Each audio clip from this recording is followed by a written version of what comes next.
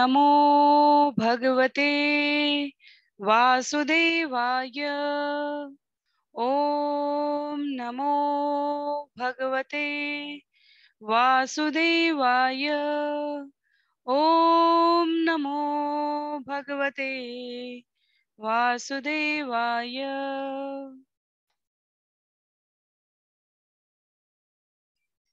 नारायणं नमस्कृत्य नरं चैव नरोत्तमं देवीं सरस्वतीं व्यासं ततो जयम् उदीरयेत्। शृण्वतां स्वकथा कृष्ण पुण्यश्रवण कीर्तन यद्यन्तस्तो यभद्राणि विधुनोति सुयत्स्यताम्। नष्टप्रायेषु भद्रेषु नित्यं भागवत सेवया भगवत्युत्तमश्लोके भक्तिर्भवति नैष्ठिकी। ॐ अज्ञानतिमिरान्धस्य ज्ञानाञ्जनशलाकया चक्षु उन्मीलितं येन तस्मै श्रीगुरुवे नमः। मूकं करोति वाचालं पङ्गुं लङ्घयते गिरिं यत्कृपातमहं वन्दे परमानन्दमाधवं। वाञ्छाकल्पतरुभ्यश्च कृपा सिन्धुभ्यैव च पतितानां पावनेभ्यो वैष्णवेभ्यो नमो नमः। जय श्री कृष्ण चैतन्य प्रभु नित्यानंद श्री अद्वैत गदाधर श्रीवासादि गौर भक्त वृंद। हरे कृष्णा कृष्ण कृष्ण हरे हरे, हरे राम राम राम हरे हरे। हरे कृष्णा कृष्ण कृष्ण हरे हरे, हरे राम राम राम हरे हरे। हरे कृष्णा कृष्ण कृष्ण हरे हरे, हरे राम राम राम हरे हरे। हरे कृष्णा। आप सभी को दंडवत प्रणाम। श्रीमद् भागवतम महापुराण सत्रों की इन श्रृंखला में आप सभी का स्वागत है। हम सभी यहाँ अंतर्राष्ट्रीय कृष्ण भावनामृत संघ के संस्थापक आचार्य कृष्ण कृपामूर्ति श्री श्रीमद ऐसी भक्ति वेदांत स्वामी श्रील प्रभुपाद के द्वारा लिखे गए सुंदर तात्पर्यों के माध्यम से वेद व्यास जी द्वारा रचित श्रीमद् भागवतम महापुराण, जिसमें 18,000 श्लोक हैं, उसके तीसरे स्कंद के 29वें अध्याय को आज 196 सत्र में आरंभ करने जा रहे हैं। तो थर्ड कैंटो 29th चैप्टर का फर्स्ट सेशन आज होने जा रहा है और अब तक के ये सत्र की जो श्रृंखला है उसमें ये 196 सेशन है, जिसमें आज हम अध्याय 29 को आरंभ करने जा रहे हैं। अध्यायों की श्रृंखला की बहुत ही संक्षिप्त पुनरावृत्ति के रूप में अब तक 4 से 5 विशेष प्रसंग रहे हैं इस स्कंद 3 में। अध्याय 1, 2, 3 ये महात्मा विदुर और भक्त उद्धव के संबंध के आपस में के जो चर्चा परिचर्चा हुई है उसका यहाँ पर वर्णन है। विदुर द्वारा कुछ प्रश्न पूछे गए हैं, महात्मा विदुर के पूछे गए प्रश्नों का उत्तर महान भक्त उद्धव द्वारा दिया गया। उद्धव भगवान से उनके इस लीला धाम से तिरोधान के समापन के समय पर जो ज्ञान प्राप्त करते हैं, उस ज्ञान के श्रवण के समय स्वयं मैत्रेय मुनि भी उपस्थित थे। इसलिए जब विदुर द्वारा आगे प्रश्न पूछे गए हैं तो उद्धव ने उन्हें मैत्रेय मुनि के पास जाने के लिए कहा है, क्योंकि सामाजिक शिष्टाचार के अनुसार मैत्रेय मुनि विदुर से वरिष्ठ हैं और उद्धव विदुर से कनिष्ठ पड़ते हैं उम्र में, संबंधों की मर्यादा के अनुसार। तत्पश्चात श्लोक संख्या अध्याय 4 से महात्मा विदुर और मैत्रेय मुनि का संवाद आरंभ होता है, जिसमें विदुर द्वारा पूछे गए प्रश्नों के उत्तर मैत्रेय मुनि कहते हैं जो ज्ञान उन्होंने भगवान से प्राप्त किया है और अपने आचार्यों से गुरु शिष्य परंपरा में श्रवण किया है, सीखा है, उसको वे यहाँ प्रस्तुत करेंगे। तो अध्याय 4, 5, 6, 7 में विदुर द्वारा पूछे गए प्रश्नों का उत्तर है और उन उत्तरों के माध्यम से ब्रह्मा के प्राकट्य सृजन शक्ति के लिए ब्रह्मा द्वारा किस प्रकार स्तुति की गई है, सृष्टि के कौन से विभाग हैं, परमाणु से लेकर काल तक की गणना, कुमारों तथा अन्यों की सृष्टि ब्रह्मा जी द्वारा की जाना, ये सब अध्याय 7, 8, 9, 10, 11 में 12 में बताया गया है।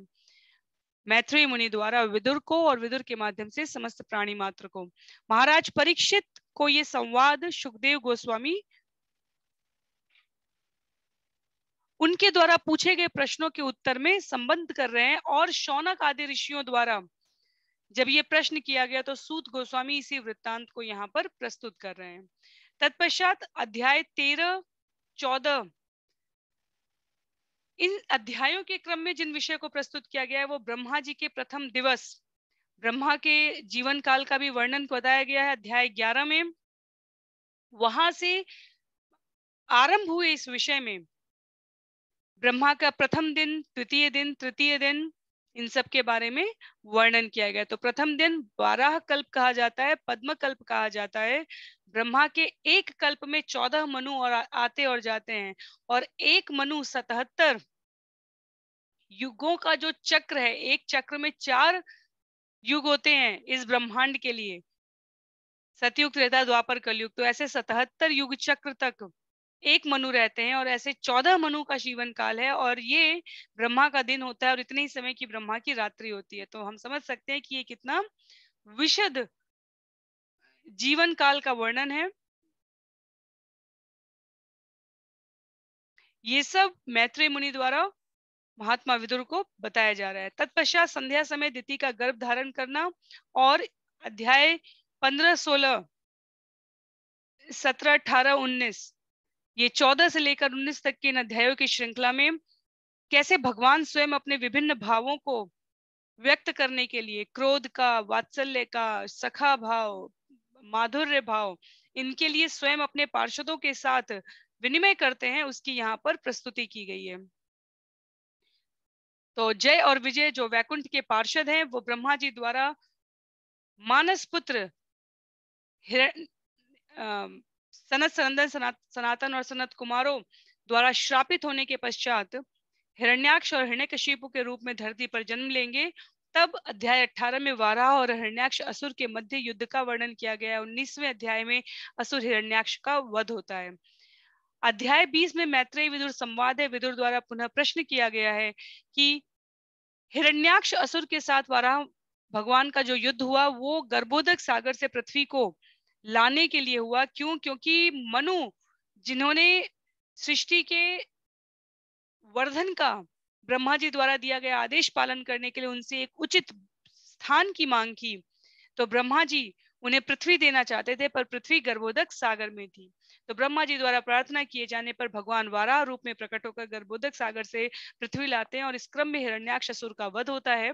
तो विदुर द्वारा प्रश्न किया गया है अध्याय 20 में कि किस प्रकार मनु के वंशज बढ़े, और ये यहाँ पर बिल्कुल आरंभिक प्रथम मनु की बात हो रही है, स्वयंभू मनु। तत्पश्चात श्लोक संख्या 21 में विदुर, क्योंकि विदुर द्वारा प्रश्न किया गया है, तो महाराज मनु और शत्रुपा के वंशजों का वर्णन है। मनु के 2 पुत्र और 3 पुत्रियां हुई हैं, देवहूति, आहूति, प्रसूति। आहूति और प्रसूति का विवाह यज्ञ और रुचि, ये स्वयं ब्रह्मा जी के पुत्र हैं, इनके द्वारा संपन्न होता है। देवहूति की इच्छा के अनुरूप उसका विवाह करने के लिए महाराज मनु कर्दम ऋषि के पास पहुंचते हैं, और इधर कर्दम मुनि 10,000 वर्षों तक तपस्या कर रहे थे समान शीलवती कन्या प्राप्त करने के लिए, ताकि वो ब्रह्मा जी द्वारा प्रजापति के रूप में नियुक्त किए गए उत्तरदायित्व की पूर्ति कर सके। तो स्वयं भगवान कर्दम मुनि को उनके तपस्या के परिणाम स्वरूप कहते हैं कि आपके लिए योग्य कन्या का चुनाव मैंने कर लिया है, और मेरी इच्छा से महाराज मनु आपसे मिलने के लिए आएंगे और अपनी कन्या को समर्पित करेंगे। कर्दम मुनि और महाराज मनु का संवाद होता है अध्याय 21 में, जहां महाराज मनु देवहूति के इस प्रस्ताव को कर्दम मुनि के समक्ष प्रस्तुत करते हैं कि किस प्रकार देवहूति ने अपने गुरु नारद से श्रवण किया आपके बारे में और आपका पति रूप में चुनाव किया है। अध्याय 22 में कर्दम मुनि और देवहूति का परिणय होता है, और कर्दम मुनि विवाह के पश्चात जब तपस्या में संलग्न हो जाते हैं, देवहूति अपने सांसारिक ऐश्वर्य जिससे वो सदैव स्नेहासक्त रही हैं, उसको छोड़कर कर्दम मुनि की पूरी तन्मयता तत्परता के साथ सेवा करती हैं, जिससे कर्दम मुनि बहुत प्रसन्न होते हैं। और जब देवहूति द्वारा उन्हें उनके कर्तव्य का स्मरण कराया जाता है, तो वो उनके लिए सुंदर साज सज्जा, व्यवहारिक जगत के समस्त आकर्षण, हवा में विचरण करने वाला महल रूपी यान बनाते हैं। और समस्त प्रकार की सुंदरता, साज सज्जा माता देवहूति को कर्दम मुनि उपलब्ध कराते हैं, और इस क्रम में 9 कन्याओं का जन्म होता है। 9 कन्याओं के जन्म के पश्चात जब कर्दम ऋषि गृह त्याग करके जाने लगते हैं, क्योंकि उन्होंने सदैव स्पष्ट किया था कि वो आध्यात्मिक उन्नति के प्रति ज्यादा अग्रसरित रहने वाले हैं, तब माता देवहूति का शोक प्रस्तुत किया गया अध्याय 23 में।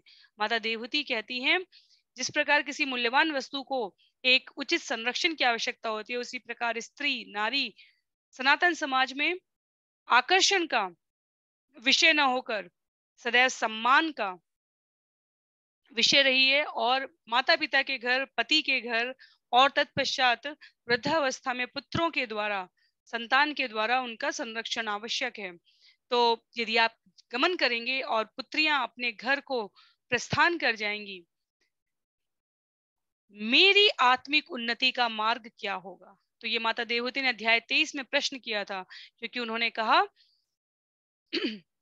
आपके संग में रहकर, कर्दम मुनि के संग में रहकर वो कहती हैं कि मैंने सदैव आपके द्वारा निर्दिष्ट कर्तव्यों का आपके संग रहकर पालन किया। यदि आप इस मार्ग पर अकेले अग्रसरित होना चाहते हैं, तो मेरी मुक्ति का क्या उपाय है?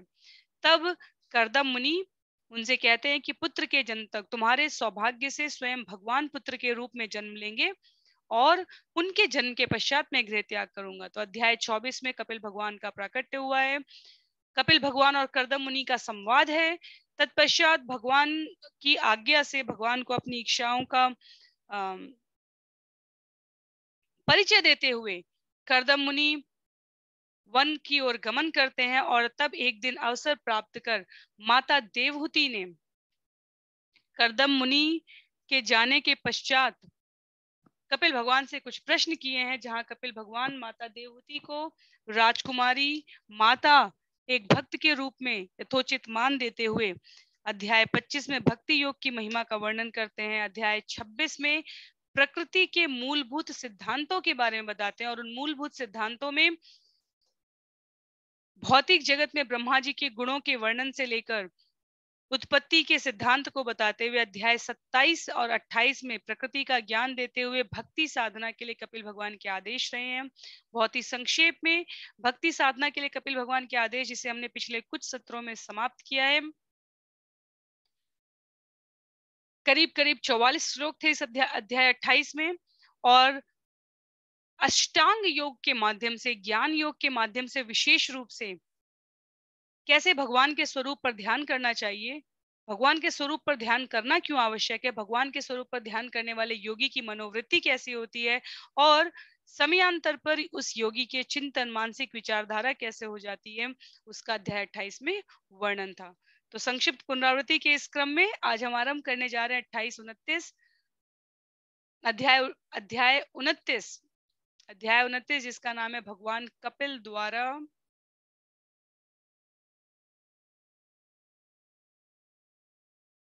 यहाँ आपको दिखेगा भगवान कपिल द्वारा भक्ति की व्याख्या। तो 45 श्लोक हैं इस अध्याय में, और इन 45 श्लोकों को हम विषय सूची के अनुसार समझ लेते हैं, तत्पश्चात आज का सत्र आरंभ करेंगे। श्लोक संख्या 1 से लेकर 6 तक देवहूति की आगे की जिज्ञासा है, जिसको श्लोक संख्या 7 से लेकर 20 द्वारा भक्ति की विभिन्न श्रेणियों से आरंभ करते हुए भगवान कपिल उत्तर देंगे, और 21 से 27 में भक्ति में जो अपराध हो जाएं उसका समाधान क्या है, इसका वर्णन होगा।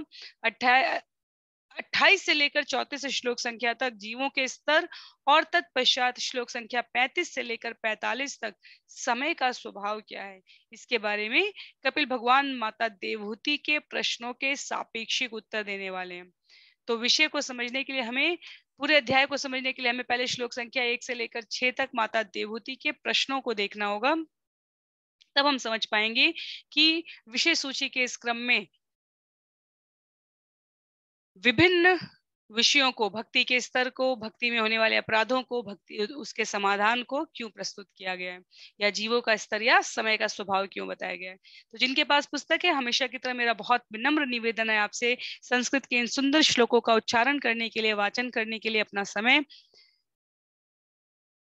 उपलब्ध रखें स्वयं के लिए। और इन श्लोकों के वाचन के द्वारा मनसा वाचा कर्मणा भगवान के शरणागति भक्ति में उद्धार और उन्नति के लिए प्रार्थना करते हुए सुंदर तात्पर्यों के माध्यम से जो अंतर्राष्ट्रीय कृष्ण भावनामृत संघ के संस्थापक आचार्य कृष्ण कृपा मूर्ति श्री अभय चरणारविंद शिल प्रभुपाद द्वारा लिखे गए हैं, उनको हम श्रवण करेंगे। तो आरंभ करते हैं स्कंद 3 अध्याय 29 श्लोक संख्या 1 से। भगवान कपिल द्वारा भक्ति की व्याख्या। देवहूति उवाच लक्षणं महदादीनां प्रकृते पुरुषस्य च स्वरूपं लक्ष्यते मीशां येन तत्पारमार्थिकम् यथा सांख्येषु कथितं यन्मूलं तत् प्रशस्यते भक्ति योगस्य मे मार्गम ब्रूहि विस्तरश प्रभो। देवहूति ने जिज्ञासा की, है प्रभु, आप सांख्य दर्शन के अनुसार संपूर्ण प्रकृति तथा आत्मा के लक्षणों का अत्यंत वैचारिक रीति से पहले ही वर्णन कर चुके हैं। अब मैं आपसे प्रार्थना करूंगी कि आप भक्ति के मार्ग की व्याख्या करें जो समस्त दार्शनिक प्रणालियों की चरम परिणति है। तो प्रकृति के सिद्धांत, प्रकृति के स्वभाव, प्रकृति के मूलभूत गुणों का वर्णन जब भगवान कपिल द्वारा किया गया और माता देवहूति द्वारा सुना गया कि प्रकृति के मूलभूत सिद्धांत क्या है, प्रकृति का ज्ञान क्या है, भक्ति साधना के लिए कपिल मुनि ने आदेश देते हुए अष्टांग योग का वर्णन किया, तो माता देवहूति यहाँ कहती हैं कि सांख्य दर्शन के अनुसार संपूर्ण प्रकृति तथा आत्मा के लक्षणों का अत्यंत वैज्ञानिक रीति से आपने वर्णन किया है। मैं सहमत हूं आपसे, पर जैसा कि आपने कहा कि समस्त दार्शनिक प्रणालियों की चरम परिणति भक्ति में है, तो कृपया मेरा अनुरोध रहेगा कि आप भक्ति के मार्ग की व्याख्या करें। तो उद्देश्य क्या है भगवान कपिल का? यहाँ पर बद्ध जीव को उसके भौतिक कार्यकलापों से विरत करना है, भाव रूप में जिनसे समय का अवयव होता जा रहा है, ऐसी गतिविधियों से मन को भगवान की ओर मोड़ना, ये लक्ष्य है। इसका विश्लेषणात्मक एनालिटिकल स्टडी, विश्लेषणात्मक अध्ययन, सांख्य दर्शन, प्रकृति, आत्मा, परमेश्वर, परमात्मा, ये सब कपिल भगवान कर चुके हैं। पर अंत में कपिल भगवान ने भी कहा कि भक्ति योग, भक्ति, ये समस्त दर्शन पद्धतियों का मूल सिद्धांत है। तो जिस भी दर्शन का लक्ष्य, जिस भी मार्ग का लक्ष्य भक्ति योग नहीं है, भगवान की साधना नहीं है, अर्थात भगवान के चरण कमलों पर स्वयं को शरणागति के रूप में प्रस्तुत करना नहीं है, वो समस्त दर्शन, समस्त सिद्धांत, श्रील प्रभुपाद लिखते हैं तात्पर्य में कि वो कपोल कल्पना है। किसी भी दार्शनिक आधार के भक्ति योग निश्चित रूप से न्यूनाधिक, कम या अधिक अवश्य उपस्थित होता है, लेकिन जो इस बात को नहीं समझ सकते उनके लिए विश्लेषणात्मक अध्ययन दिया जाता है। पर विश्लेषणात्मक का सार क्या है? विश्लेषणात्मक अध्ययन का अर्थ क्या हुआ? हर वस्तु की प्रकृति तथा उसके गुणों का परीक्षण करना, इसे ज्ञान अर्जन करना कहा गया। लेकिन जब जीवन का लक्ष्य ज्ञान अर्जन का मूल सिद्धांत क्या है? जब ज्ञान प्राप्त हो गया तो उस पर आचरण होना चाहिए। भगवान के बारे में पता चल गया तो भगवान की प्राप्ति कैसे हो, भगवान इस भौतिक जगत में रहते हुए हमें कैसे प्राप्त हो, इसके विषय में व्यवहारिकता क्या है, किस प्रकार अनुपालन किया जाए, उसे भक्ति योग कहा गया। तो प्रकृति, जीव, परमात्मा, इनका जो वैज्ञानिक अध्ययन था वो हमने श्रवण किया। और अब श्रील प्रभुपाद कहते हैं भगवत भक्ति के मूल सिद्धांत के द्वारा प्रकृति, जीव, परमात्मा, इन सबके संबंधों को समझा जा सकता है। तो माता देवहूति यहाँ पर प्रश्न करती हैं कि उस भक्ति मार्ग की और व्याख्या कीजिए। श्लोक संख्या 3 में विरागो येन पुरुषो भगवन् सर्वतो भवेत् आचक्ष्व जीवलोकस्य विविधा मम संसृति। देवहूति ने आगे कहा, हे प्रभु, कृपया मेरे तथा जन साधारण दोनों के लिए जन्म मरण की निरंतर चलने वाली प्रक्रिया का विस्तार से वर्णन करें, जिससे ऐसी विपदाओं को सुनकर हम इस भौतिक जगत के कार्यों से विरत हो सके। तो जन्म मरण की जो चलने वाली निरंतर प्रक्रिया है, पहले तो भक्ति योग के बारे में विस्तार से जो चरम परिणति है उसके बारे में पूछा है माता देवहूति ने। तत्पश्चात श्लोक संख्या 3 में पूछती हैं जन्म मरण की निरंतर चलने वाली ये जो प्रक्रिया है, इसका मेरे लिए और जनसाधारण के लिए विस्तार से वर्णन करें। जीवलोकस्य, जन सामान्य के लिए। और इस वर्णन से क्या होगा? इस वर्णन से समस्त विपदाओं से जब हम श्रवण कर लें तो उससे हमारी विरक्ति हो सके, क्योंकि ये विपदाएं हमें इसलिए होती है क्योंकि हम भौतिक जगत के कार्यों में रत हैं। यदि हम भौतिक जगत के कार्यों से स्वयं को विरत कर लें तो इन विपदाओं से भी हमारा अंत हो जाएगा। तो संस्कृति शब्द प्रयोग हुआ है यहाँ पर, विविधा मम संस्कृति। श्रील प्रभुपाद कहते हैं संस्कृति शब्द अत्यंत महत्व का है। श्रेय श्रुति का अर्थ है भगवान की ओर अग्रसर होना, प्रशस्त होना, और संस्कृति का अर्थ है जन्म मरण के पथ पर संसार के गहनतम भाग की ओर निरंतर यात्रा। तो जिन लोगों का जगत ईश्वर या भगवान के साथ वास्तविक घनिष्ठ संबंध स्थापित नहीं हुआ है, वो सब क्या हो रहे हैं? श्रील प्रभुपाद कहते हैं भक्ति के स्थान पर, भक्ति की जगह पे वो सभ्यता के विस्तार के नाम पर, भौतिक प्रगति के नाम पर संसार के अंधकारमय क्षेत्र की तरफ बढ़ते जा रहे हैं। अर्थात मनुष्य योनि प्राप्त हो गई किसी कारणवश, पर फिर पुनः पुनः पुनः इस जन्म मृत्यु के चक्कर में लगे जा रहे हैं। दिव्य है, दुर्लभ है, बहुत आसानी से सुलभ नहीं होता है ये जन्म मृत्यु से परे मनुष्य जीवन। पर यदि हम सिर्फ भौतिक सभ्यता प्रगति का विस्तार की बात करते रहें और भक्ति में न लगे तो उसके लिए कहा गया अंधकार में क्षेत्र की ओर बढ़ रहे। अर्थात मनुष्य जन्म किसी कारणवश मिल गया है, पर अब जो कर्म है वो किसी पशु योनि में, जलचर नभचर की योनि में परिवर्तित हो जाएंगे। तो श्रील प्रभुपाद कहते हैं कि जन्म तथा मृत्यु में शरीरों का निरंतर परिवर्तन ही संसार है। और देवहूति अपने यशस्वी पुत्र कपिल मुनि से यहाँ पर प्रार्थना कर रही हैं कि इस निरंतर यात्रा की व्याख्या करें, जिससे बद्ध जीवों को पता चले कि वे भक्ति योग के मार्ग को न समझने के कारण पतन की मार्ग की ओर अग्रसर हो रहे हैं। तो माता देवहूति इस प्रकार श्लोक संख्या 3 में ये सुंदर प्रश्न करती हैं। श्लोक संख्या 4 में कालस्य ईश्वर रूपस्य परेषां च परस्य ते स्वरूपं बत कुर्वन्ति यद्येतो कुशलं जना। कृपया काल का भी वर्णन करें जो आपके स्वरूप का प्रतिनिधित्व करता है और जिसके प्रभाव से सामान्य जन पुण्य कर्म, जिसके प्रभाव से सामान्य जन पुण्य कर्म करने में प्रवृत्त होते हैं। तो काल कौन है? भगवत गीता में भगवान स्वयं कहते हैं मैं हूं। माता देवहूति यहाँ कहती हैं आपके स्वरूप का प्रतिनिधित्व करता है और काल के प्रभाव से सामान्य जन पुण्य कर्म करने में प्रवृत्त होते हैं। तो जैसे ही शरीर जन्म लेता है वैसे ही उस पर काल का प्रभाव चालू होता है। शरीर के जन्म की तिथि से मृत्यु का प्रभाव कार्य करने लग जाता है। आयु बढ़ने का अर्थ क्या हुआ? हम लोग जन्मदिन बर्थडे मनाते समय अत्यंत खुश होते हैं। बच्चों के जन्म के साथ लोगों की उत्साह और प्रसन्नता होती है, पर जैसे जैसे शरीर बढ़ता जाता है वैसे वैसे काल का प्रभाव बढ़ने वो दिखने लगता है और जीव को ये स्थिति स्पष्ट होने लग जाती है कि उसका समय छूटता जा रहा है। काल के सबसे बड़े प्रभाव की प्रमुखता की बात करें, श्रील प्रभुपाद ने तात्पर्य में लिखा जैसे कोई व्यक्ति 30 साल का हो गया, 35 साल का हो गया, तो इसका अर्थ क्या हुआ कि काल उसकी जीवन अवधि का 30 या 50 वर्ष निकल चुका है। तो अंतिम अवस्था प्रत्येक व्यक्ति की अलग हो सकती है, पर मृत्यु के क्रूर हाथ में सभी को जाना पड़ेगा। तो जो लोग आयु तथा परिस्थितियों पर विचार करके काल के प्रभाव से चिंतित होकर पुण्य कर्मों में प्रवृत्त करना चाहेंगे स्वयं को, वो आगे प्रारब्ध बन रहा है तो आगे के जीवन में किसी निम्न परिवार, पशु श्रेणी, इन सब में जाना पड़ेगा। क्यों? क्योंकि प्रवृत्ति वही है। इसी प्रकार जो लोग इंद्रिय सुख के प्रति अत्यंत आसक्त हैं, वे स्वर्ग लोग जाना चाहते हैं, तो वो किसी प्रकार येन केन ऐसे परोपकार, ऐसे पुण्य कार्य में लग जाते हैं। लेकिन हमें जो स्मरण रखनी है पंक्ति वो ये कि जन्म और मृत्यु के चक्र से किसी को छुटकारा नहीं मिल पाया, चाहे वो ब्रह्मलोक तक के स्वयं ब्रह्मा जी क्यों न हो, क्योंकि काल का प्रभाव इस भौतिक जगत में सर्वत्र उपस्थित है, पर आध्यात्मिक जगत में काल का कोई प्रभाव नहीं होता। वहां ललिता, विशाखा, अष्ट सखियां, स्वयं लादिनी शक्ति, भगवान की अंतरंगा राधा रानी सदैव चिर यौवना स्थिति में, ग्वाल बाल सभी चिर यौवन है, बिल्कुल बिल्कुल 13-14 सखियों की उम्र 14 दिन कुछ वर्ष बताई गई है आध्यात्मिक जगत में।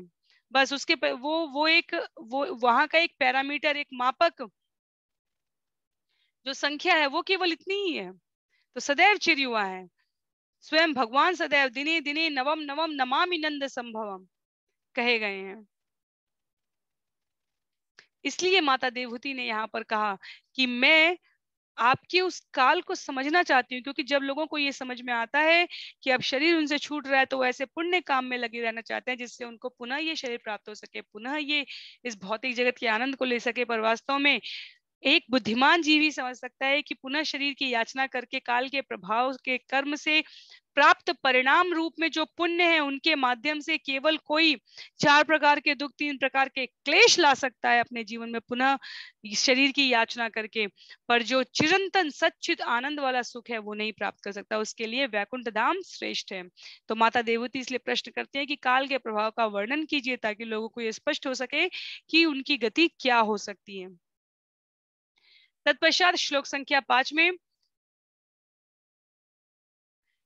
लोकस्य मिथ्याभिमते अचक्षुष चिरं प्रसुप्तस्य तमस्य नाश्रये शान्तस्य कर्मसु अनुविद्या धिया त्वमाविरासि किल योग भास्वर।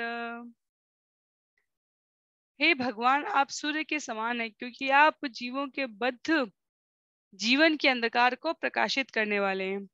उनके ज्ञान चक्षु बंद होने से वे आपके आश्रय के बिना उस अंधकार में लगातार सुप्त पड़े हुए हैं। फलतः वे अपने कर्मों के कार्य कारण प्रभाव से झूठे ही व्यस्त रहते हैं और अत्यंत थके हुए प्रतीत होते हैं।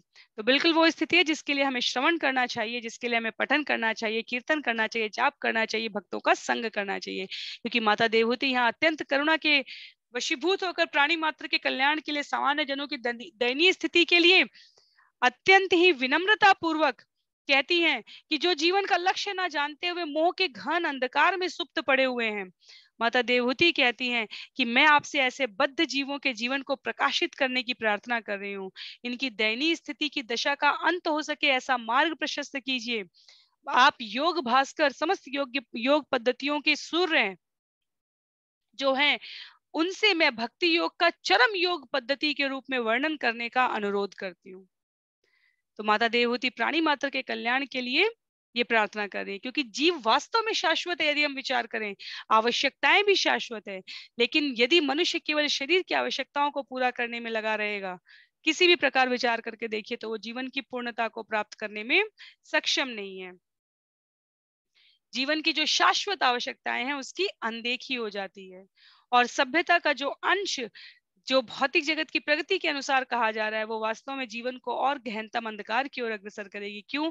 क्योंकि आप देखिए, जो बहुत अधिक भौतिकता में लगे रहते हैं उनके पास कुंठा, निराशा, क्रोध, आलस्य, लालसा, लोभ, इस प्रकार के ऐसे विकार रहते हैं कि शरीर धीरे धीरे थकता चला जाता है, और वो फिर उस थकान को दूर करने के लिए साधन ढूंढेगा। 5 दिन ऑफिस करेगा, व्यवसाय करेगा, जॉब करेगा, और 6-7वें दिन वीकेंड सेलिब्रेट होते हैं, ड्रिंक सेशन होते हैं, कई स्मॉल ट्रिप होती हैं, पर घर में परिवार में समय देना, अध्यात्म की प्रगति के लिए विकास करने की भावना का अंदर से पोषण होना, ये सब बहुत ही बोरिंग, बहुत ही अनइंटरेस्टेड, अनावश्यक कार्य लगते हैं। इनमें रुचि नहीं होती स्वाभाविक, क्योंकि शरीर थक चुका है। इंद्रियां इंद्रियां की सेवा करते करते शरीर में अनेकों प्रकार के रोग होने लग जाते हैं। जबकि आध्यात्मिक भक्त को देखिए, वो जैसे जैसे वृद्ध होता जाता है, उसके जीवन में उतनी ही प्रसन्नता, उतनी ही विषयासक्ति को छोड़ देने की प्रवृत्ति बढ़ती चली जाती है। तो श्रील प्रभुपाद लिखते हैं कि जीवन संघर्ष में थकान को मिटाने का एकमात्र उपाय भक्ति मार्ग अथवा कृष्ण भावनामृत का मार्ग है। तो इस प्रकार माता देवहूति ने इन प्रथम 5 प्रश्नों में अपनी जिज्ञासा को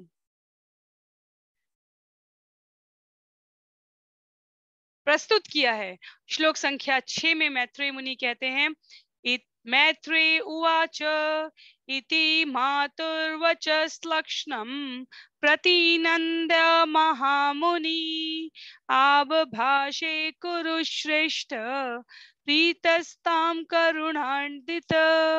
श्री मैत्रेय ने कहा, हे कुरुश्रेष्ठ, अपनी महिमामयी माता के शब्दों से प्रसन्न होकर तथा अत्यधिक अनुकंपा से द्रवित होकर महामुनि कपिल इस प्रकार बोले। तो अत्यंत करुणा से, अनुकंपा से द्रवित हैं कपिल भगवान। क्यों? क्योंकि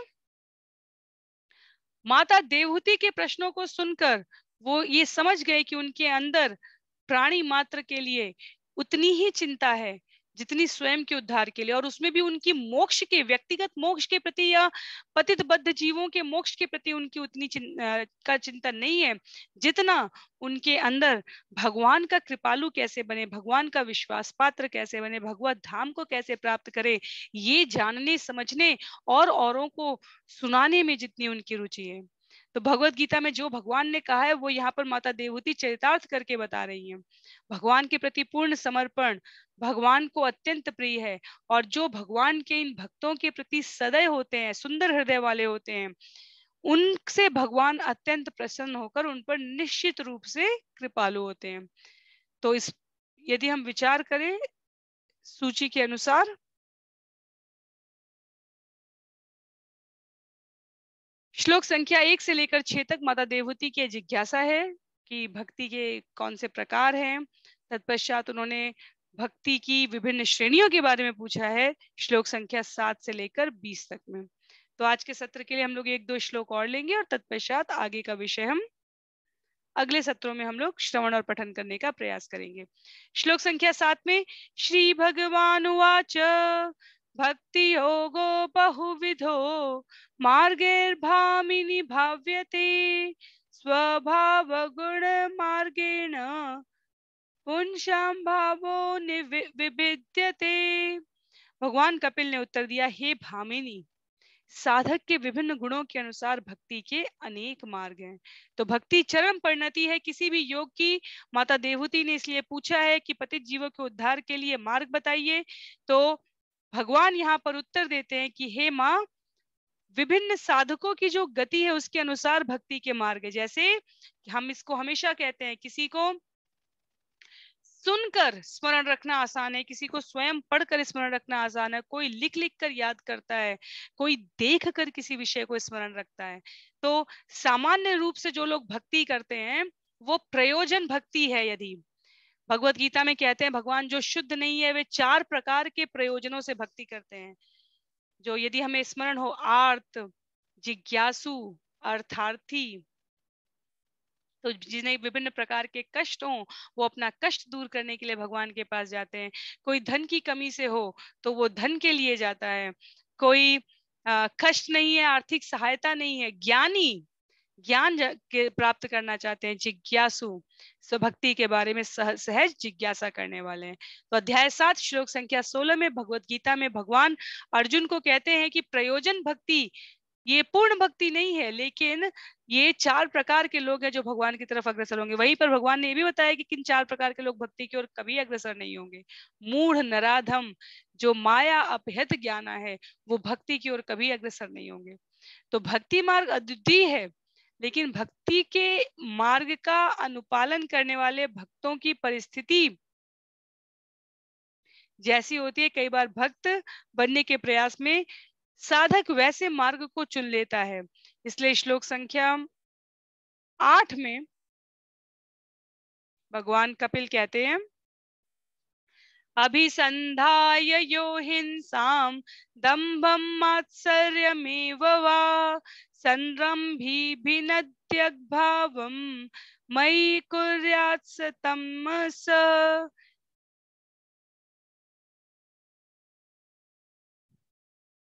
ईर्ष्यालु, अहंकारी, हिंसा तथा क्रोधी और पृथकतावादी व्यक्ति द्वारा की गई भक्ति तमोगुण की भक्ति मानी गई है, तमोगुण प्रधान है।